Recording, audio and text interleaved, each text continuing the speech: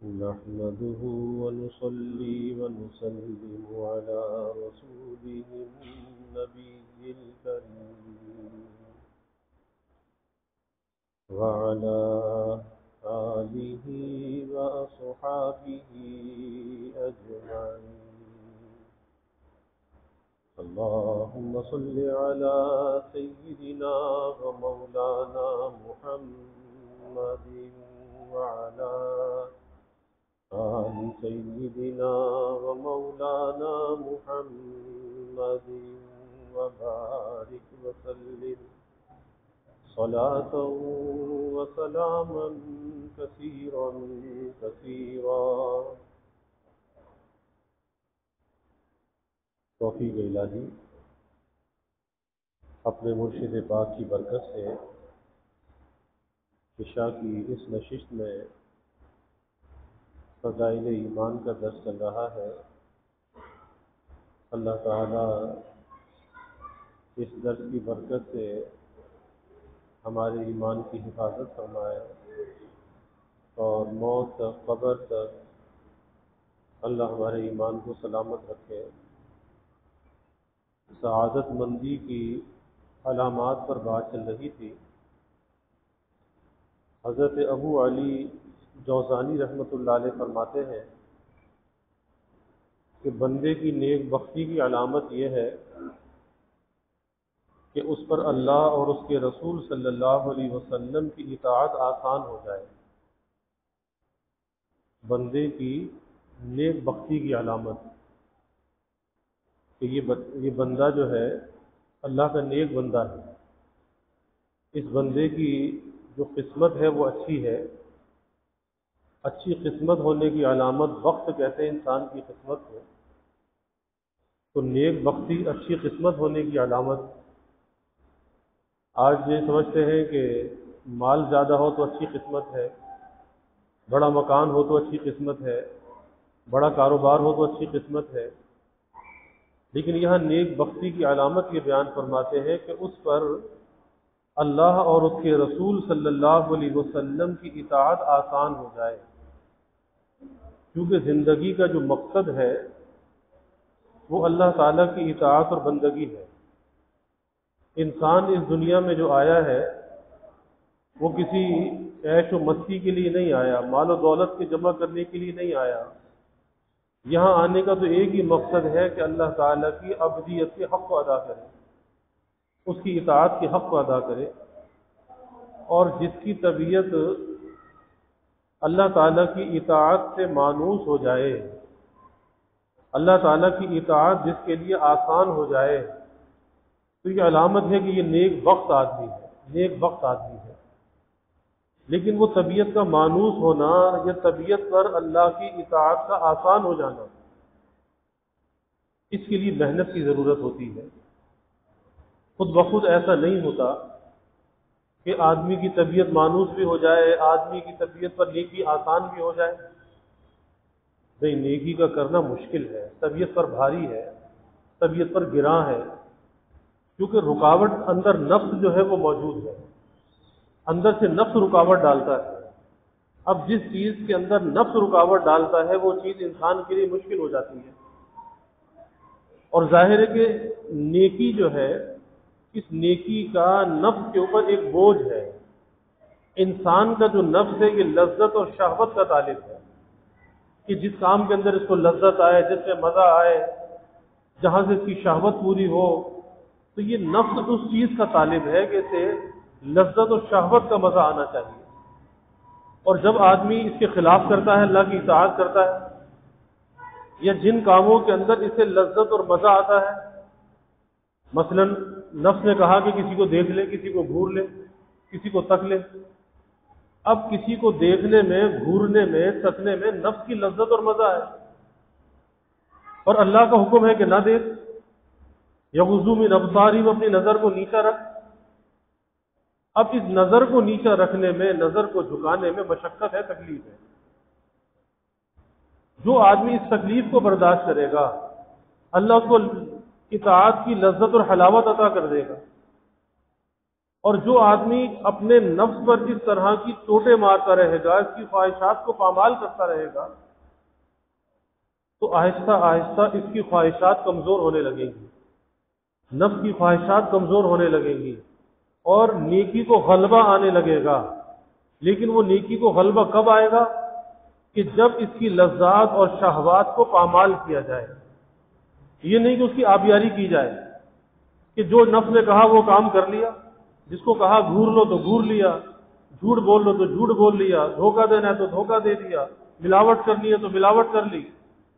اب سارے کاموں میں نفس کی لذت اور مزہ ہے نا۔ تو جب نفس کا بندہ اور غلام بنا ہوا ہے تو اللہ کا بندہ اور غلام یہ کیسے بنے گا؟ تو اس لیے اپنے نفس کی لذت کو ترک کرنا۔ حضرت بایزید بستامی رحمۃ اللہ علیہ کتنے بڑے اولیاء امت میں سے گزرے ہیں کہ ایک مرتبہ رات کو اللہ سے مناجات کر رہے ہیں، اور اللہ سے مناجات کرتے کرتے ایک وقت ایسا آتا ہے کہ انسان اپنے رب سے راز و نیاز کرنے لگتا ہے۔ اللہ وہ لذت، وہ چیز ہمیں بھی عطا فرما دے۔ تو جب رب سے راز و نیاز ہونے لگی تو کہا کہ یا اللہ اپنے تک پہنچنے کا کوئی آسان راستہ بتا دیجیے، کہ آپ کو پانے کے لیے، آپ تک پہنچنے کے لیے آسان راستہ کیا ہے؟ تو الہام ہوا دع نفسک وتعال، اے بایزید اپنے نفس کو چھوڑ دے، ہمارے پاس چلا۔ یعنی نفس کو کیا چھوڑ دے؟ نفس کی خواہشات کو چھوڑ دے۔ اور جو آدمی نفس کی خواہشات کو چھوڑ دیتا ہے، نفس کی خواہشات پر قدم رکھ دیتا ہے، اگلا قدم تو اس کا اللہ کے پاس ہوتا ہے۔ اللہ کو پانا تو بہت آسان ہے، کیونکہ اللہ اور بندے کے درمیان، یا اللہ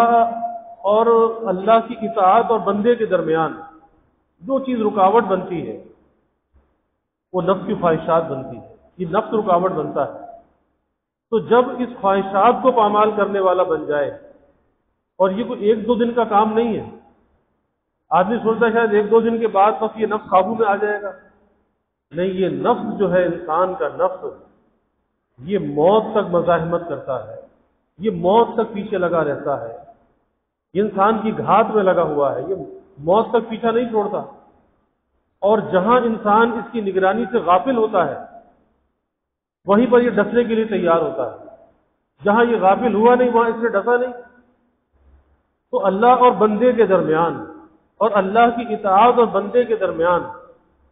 جو چیز رکاوٹ ہے وہ کیا ہے؟ خواہشات ہے،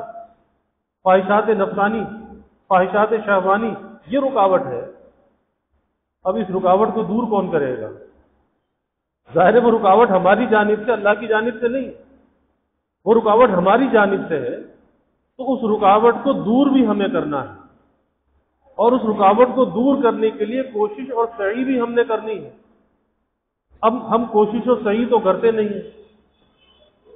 ہم کہتے ہیں جی ہم نمازی بن جائیں، ہماری دعائیں قبول ہونے لگے، نماز میں دل لگنے لگے، دعا کے اندر دل لگنے لگے، اور نیکی خود بخود ہونے لگے، اور خود بخود ہم سے گناہ چھوٹ جائیں۔ تو ایسا نہیں ہوتا۔ اگر ایسا ہونے بھی لگے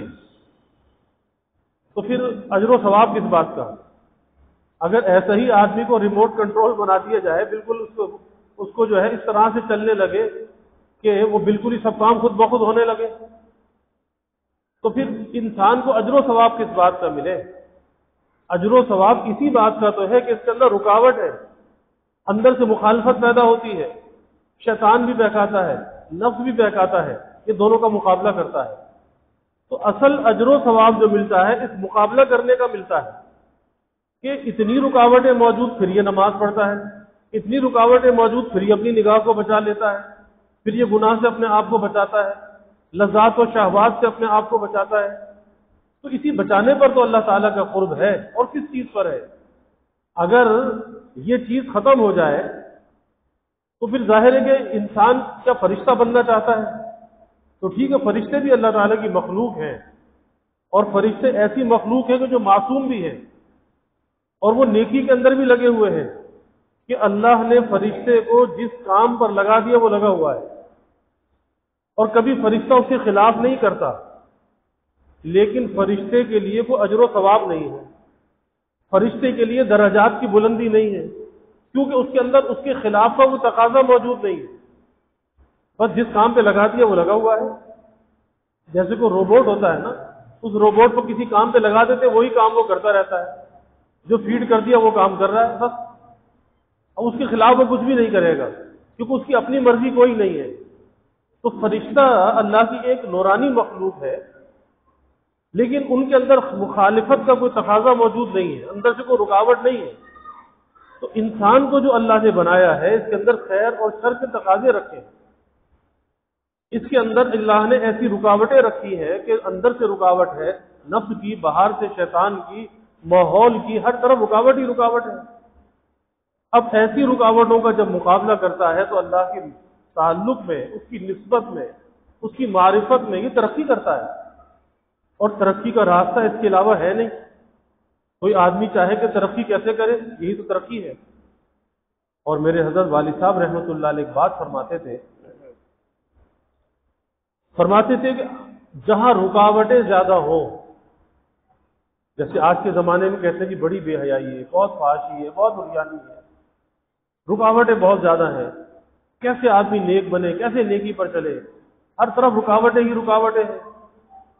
تو فرماتے تھے کہ جہاں پر رکاوٹیں زیادہ ہوں وہاں پر اللہ کی نسبت کا، اس کے تعلق کو حاصل کرنا زیادہ آسان ہو جاتا ہے۔ ان رکاوٹوں کو پامال کیے جا، اللہ کا تعلق پائے جا، کیا مشکل ہے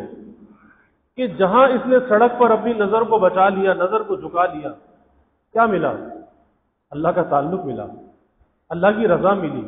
اس نے اللہ کو راضی کیا۔ چھوٹا عمل نہیں ہے، بہت بڑا عمل ہے کہ جو قرب مسجد میں لینے کے لیے آیا تھا، فرض نماز پڑھ کے جو قرب حاصل کیا، سڑک پر اپنی نگاہ کو بچا کر وہی قرب حاصل ہوا جو فرض نماز پڑھ کے حاصل ہوا۔ خالی ایسا نہیں ہے کہ مسجد میں آئے گا تو ثواب ملے گا اور مسجد سے جائے گا تو کوئی ثواب نہیں۔ ارے بھائی، ایمان والے بندے کے لیے اس کی پوری کی پوری زندگی اطاعت اور بندگی کا نمونہ ہے، اگر کوئی اس پہ عمل کرنا چاہے۔ یہ تو بیوی سے مسکرا کر بات کرتا ہے، بیوی مسکرا کر اس کی طرف دیکھتی ہے، اللہ دونوں کو نظر رحمت سے دیکھتا ہے۔ یہ تو اپنے ماں باپ کے چہرے پر محبت بھری نگاہ ڈالتا ہے کہ یہ میرے دنیا میں آنے کا سبب، میرے ایمان کا سبب، اللہ اس ایک نظر پہ حج کا ثواب دے دیتا ہے۔ تو کہاں کہاں اس کے لیے ثواب نہیں ہے، کہاں کہاں اس کے لیے اجر نہیں ہے، کہاں کہاں اس کے لیے قرب کے مواقع موجود نہیں ہے۔ لیکن اگر انسان اپنی شامت اعمال سے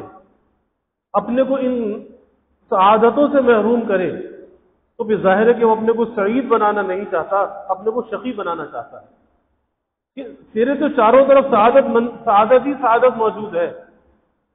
اور تو سعادت کو چھوڑ کر شقاوت کی طرف جا رہا ہے۔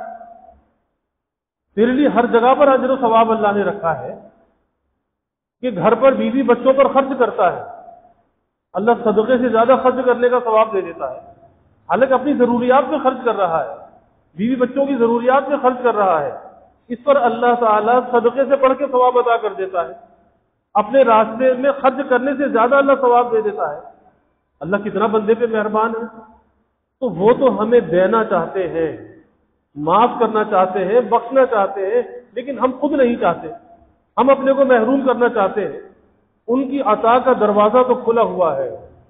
اور ان کا جو جود و سخا ہے وہ ہماری طرف متوجہ ہے، لیکن افسوس ہے کہ ہم توجہ نہیں کرتے، ہم توجہ نہیں کرتے۔ دنیا میں بھی دیکھتے ہیں نا کہ جس چیز کی طرف انسان کی توجہ پوری ہو جاتی ہے، کہتے ہیں نا فوکس کرنا، کسی چیز پر فوکس کرنا، توجہ پوری ہونا، تو دنیا میں جس چیز پر آدمی توجہ پوری کرتا ہے اس چیز کو پا لیتا ہے، اس کو حاصل کر لیتا ہے، مشاہدہ ہے دنیا کے اندر۔ تو اسی طرح سے اللہ کی تعلق، اس کی رضا، اس کی نسبت اور معرفت کو حاصل کرنے کے لیے جب آدمی ادھر متوجہ ہو جاتا ہے، اور متوجہ ہونا اس کو کہتے ہیں کہ دوسری طرف سے توجہ ہٹا لے۔ ایسا نہیں ہوگا کہ دنیا کی طرف بھی توجہ لگی ہو اور اللہ کی طرف بھی لگی ہو، ایسا نہیں ہوگا۔ تو دوسری طرف سے توجہ کو ہٹا کر یکسو ہو کر اپنی توجہ ایک طرف منتقل کر دے تو وہاں سے وہ تو متوجہ ہے، ان کی عطا، ان کا جود و سخا تو متوجہ ہے،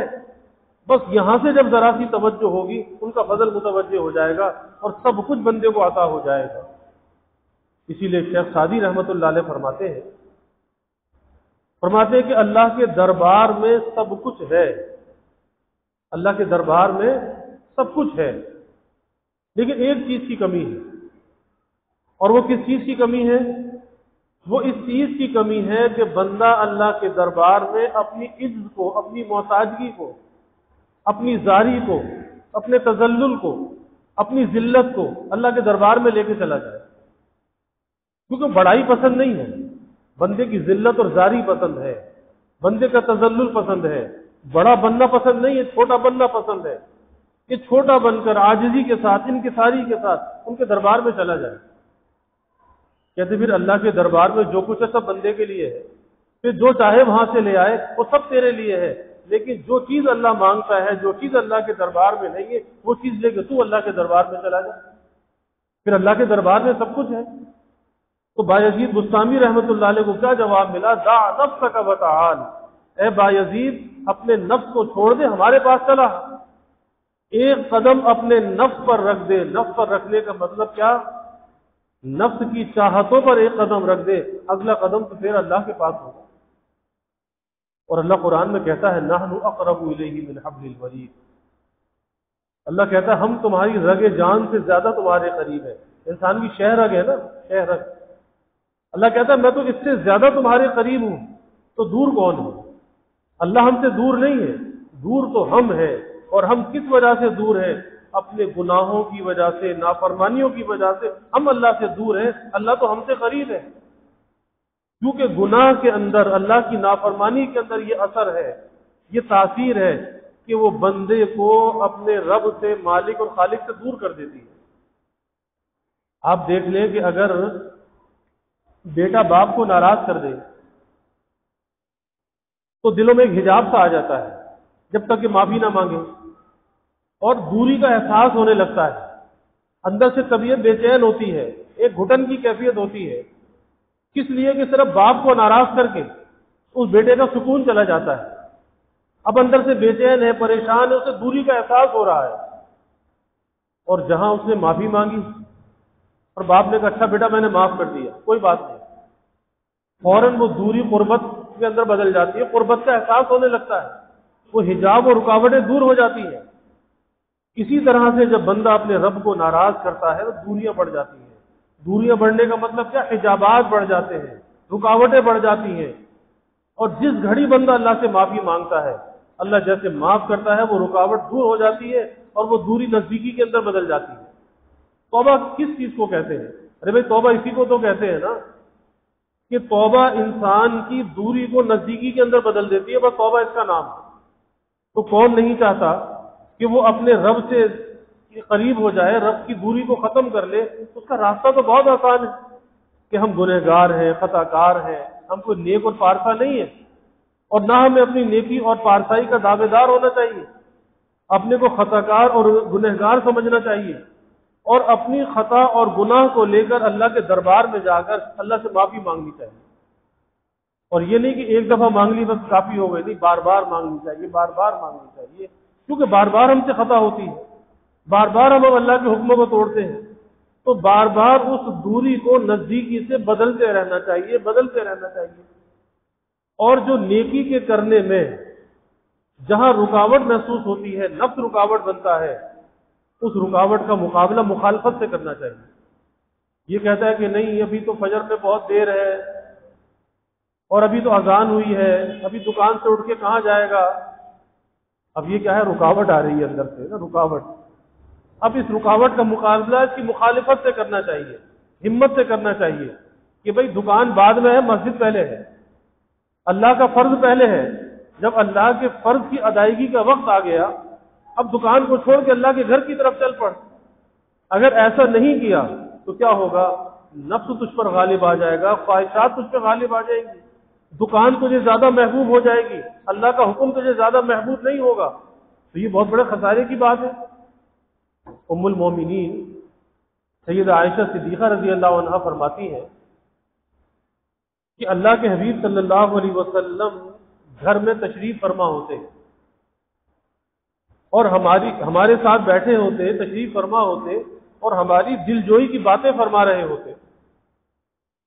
اچانک اذان کے کلمات، اذان کی آواز کانوں میں پڑتی، بس آپ کا فوراً آپ کے تیور بدل جاتے اور پھر یہ کیفیت ہو جاتی کہ جیسے ہمیں پہچانتے بھی نہیں ہیں۔ اب یہ کیا چیز ہے؟ یہ حقوق کی شناخت ہے، حق کا پہچاننا، کہ ایک وقت تھا بیوی بچوں کا حق تھا، اسے ادا کر رہے تھے، ان کے ساتھ دل جوئی کی باتیں کر رہے تھے، لیکن اب اس سے بڑے حق کے ادا کرنے کا وقت آ گیا کہ اب اللہ کا حق آ گیا، اب اللہ کا حق بڑا ہے اور اللہ کی مخلوق کا حق بعد میں ہے، اب وہ حق مقدم ہے۔ اس لیے فرماتی ہے کہ پھر ہمیں ایسا ہوتا ہے کہ ہمیں پہچانتے بھی نہیں ہیں اور فوراً اللہ کی طرف متوجہ ہو جاتے۔ تو یہی انسان کا ہونا چاہیے کہ اس دنیا کے کاروبار زندگی کو انجام دیتے ہوئے اپنے رب کو نہ بھولے، اور جس وقت کا جو حق ہے اس وقت کے اس حق کو ادا کرے۔ ایک وقت ہے اس کی تجارت کا حق ہے، شریعت اس سے منع نہیں کرتی تجارت کرے، لیکن امانت اور دیانت کے ساتھ کرے۔ تجارت عبادت ہے، تجارت کو دنیا کا دھندا نہیں ہے، تجارت عبادت ہے، ملازمت عبادت ہے۔ انبیاء علیہ الصلوۃ والسلام نے تجارت کی، ہمارے نبی صلی اللہ علیہ وسلم نے تجارت کی، اللہ نے تجارت میں برکت رکھی ہے۔ تو تجارت تو انبیاء کا پیشہ ہے، لیکن کس طرح سے؟ جیسے انبیاء نے کی، ایسے نہیں جیسے میری مرضی آئے میں تجارت کروں، نہیں، جیسے انبیاء نے تجارت کی، امانت کے ساتھ، دیانت کے ساتھ، سچائی کے ساتھ، اور اسے دنیا کا دھندا نہ سمجھنا، کاروبار کو دنیا کا کام نہ سمجھنا، اسے عبادت سمجھ کے انجام دینا۔ پھر دیکھو اللہ کیسی برکت دیتا ہے۔ تو یہ دکان پر ہے لیکن یہ عبادت کے اندر لگا ہوا ہے، دکان پر بھی اللہ کی اطاعت میں لگا ہوا ہے۔ کس اعتبار سے؟ کیونکہ کسب الحلال فریضۃ بعد الفریضہ، اللہ کے حبیب صلی اللہ علیہ وسلم فرما رہے ہیں کہ اللہ کے فرائض کے بعد رزق حلال کا کمانا یہ بھی فرض ہے۔ تو جو اللہ کا قرب، جو اللہ کی جانب سے انسان کو اجر و ثواب ملتا ہے، قرب ملتا ہے، مسجد میں آ کر نماز پڑھ کر، تو نماز 24 گھنٹے تو نہیں ہے، ہر وقت تو نماز نہیں پڑھے گا، تو ظاہر ہے کہ اور بھی تو کاروبار زندگی انجام دے گا۔ تو مسجد تو 5 وقت ہمیں بلایا جا رہا ہے نا، باقی وقت میں کیا کرے گا؟ تو جب یہ دکان پر ہے، امانت اور دیانت کے ساتھ تجارت کر رہا ہے، وہاں بھی فرد درجے کا ثواب پا رہا ہے، تو یہ تو محروم نہیں ہے۔ یہ بیوی بچوں کے حق کو ادا کر رہا ہے، یہ وہاں بھی ثواب پا رہا ہے، یہ ماں باپ کی خدمت کر رہا ہے، وہاں بھی ثواب پا رہا ہے۔ تو زندگی کا کون سا موقع ایسا ہے کہ جو اللہ کی اطاعت سے خالی ہو سکتا ہے، اپنے نبی کی اطاعت سے خالی ہو سکتا ہے؟ تو پہلی بات یہی ارشاد فرمائی کہ بندے کی سعادت مندی اور نیک بختی کی علامت میں سے کہ اللہ اور اس کے رسول صلی اللہ علیہ وسلم کی اطاعت اس پر آسان ہو جائے۔ اللہ تعالی ہمیں اس کی توفیق عطا فرمائے۔ وآخر دعوانا الحمد للہ رب العالمین والعاقبۃ للمتقین والصلاة والسلام على اشرف الانبیاء والمرسلین اللهم صل على سيدنا ومولانا محمد وعلى آل سيدنا ومولانا محمد وبارك وسلم ربنا آتنا في الدنيا حسنة وفي الآخرة حسنة وقنا عذاب النار ربنا أتمم لنا نورنا واغفر لنا إنك على كل شيء قدير اللهم أعنا على ذكرك وشكرك وحسن عبادتك اللهم وفقنا لما تحب وترضى من القول والعمل والفعل والنية والهدى إنك على كل شيء قدير اللهم ارزقنا حبك وحب حبيبك صلى الله عليه وسلم اللهم ارزقنا شهادة في سبيلك واجعل موتنا ببلد رسولك يا الله يا رحمن يا رحيم يا كريم یا ارحم الراحمین یا اکرم الاکرمین۔ یا اللہ ہمارے گناہوں کو معاف فرما،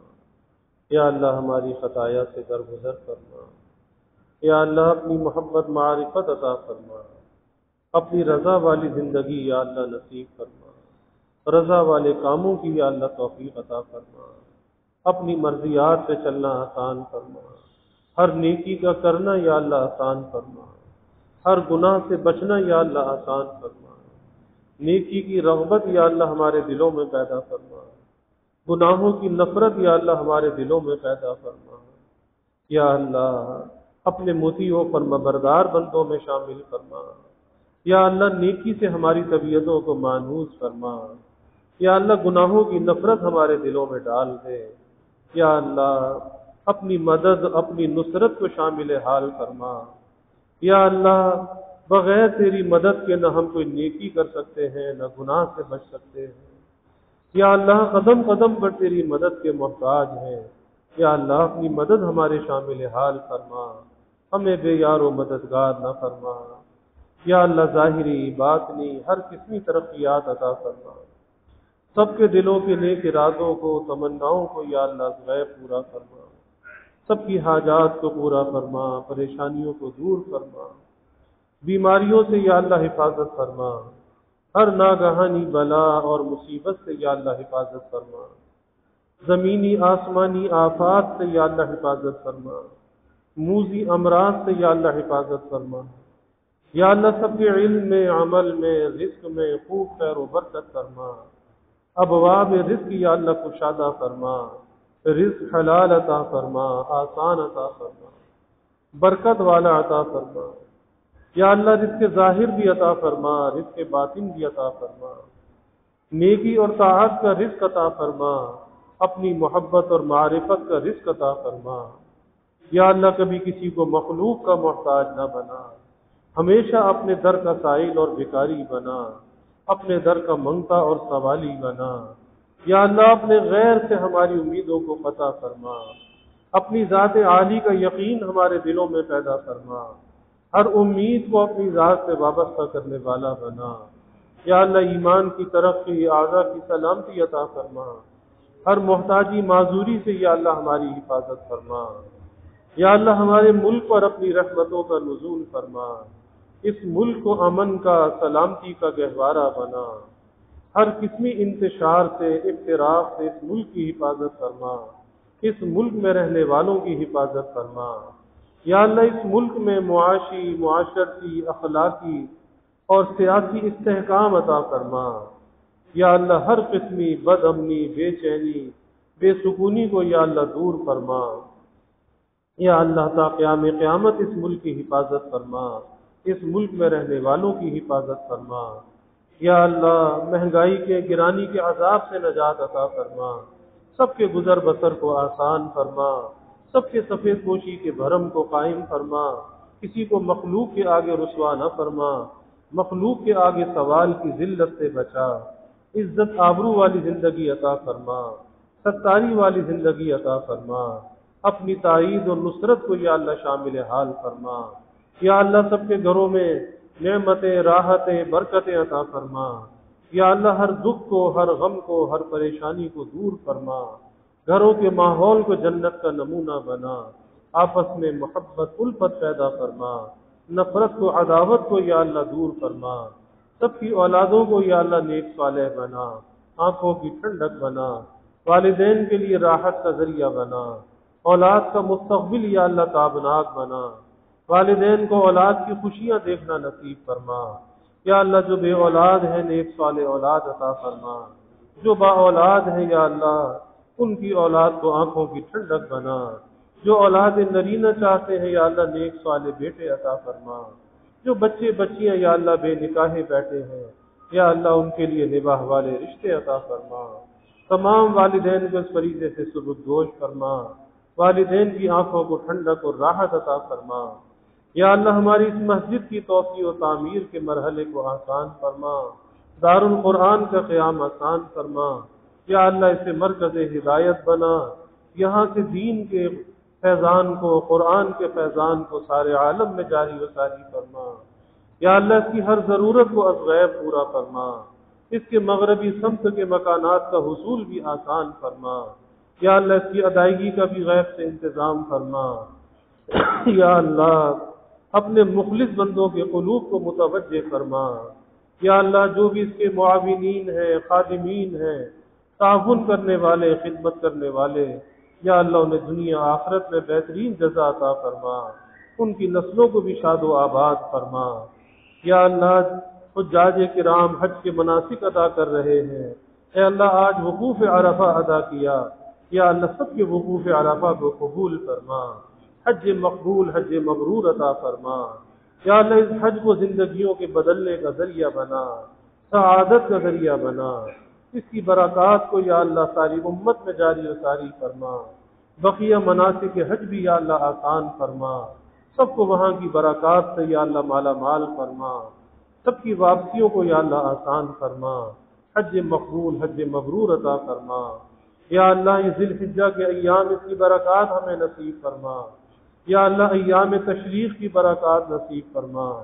یا اللہ اخلاص کے ساتھ قربانی کی توفیق عطا فرما، ہماری عبادات کو، قربانیوں کو اپنی بارگاہ میں قبول فرما۔ یا اللہ جو ہم نے مانگا وہ بھی عطا فرما، جو نہ مانگ سکے وہ بھی عطا فرما، ہمیشہ اپنے سے مانگنے والا بنا، ہمیشہ ہماری دعاؤں کو قبول فرما، اپنی بارگاہ میں مستجاب الدعوات بنا۔ ربنا تقبل منا انك انت السميع العليم وتب علينا انك انت التواب الرحيم وجزى الله عنا محمدا صلى الله عليه وسلم ما هو أهله وصلى الله تعالى وسلم على النبي الكريم آمين برحمتك يا